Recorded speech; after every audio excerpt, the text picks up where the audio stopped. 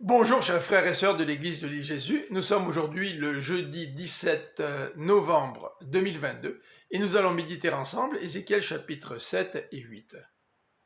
Au début du chapitre 7, un leitmotiv revient. La fin arrive. Nous retrouvons cette expression au verset 2, dans les versets 5 à 7, au verset 10 et au verset 12.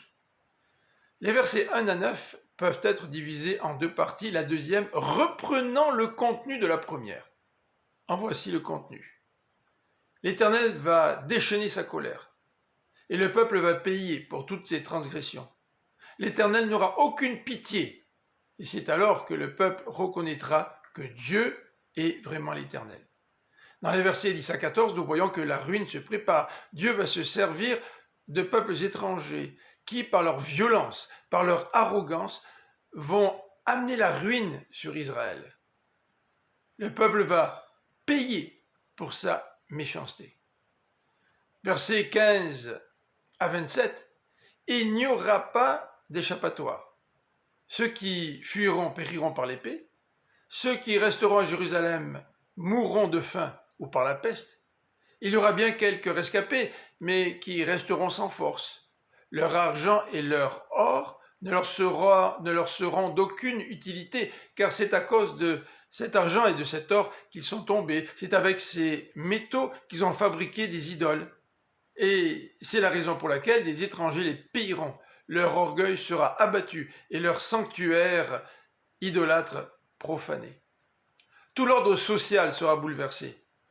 Le prophète n'aura plus de révélation, Dieu ne parlera plus. Le prêtre n'aura plus de loi. Les responsables du peuple n'auront plus de conseil.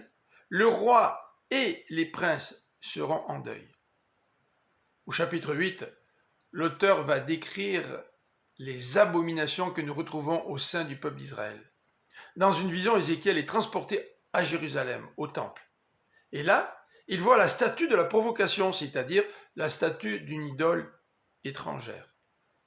Et il va employer pour la première fois l'expression suivante, plus grande encore. Il va décrire des abominations qui sont de plus en plus graves. Il voit donc aussi des idoles dessinées sur les murs du temple. 70 leaders d'Israël les adorent. Ces leaders pensent que l'Éternel ne les voit pas, parce qu'il aurait quitté le pays. Plus grave encore, écrit Ézéchiel.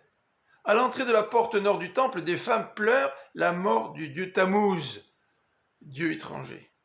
Plus grave encore, Ézéchiel voit 25 hommes à l'entrée du temple qui adorent le soleil.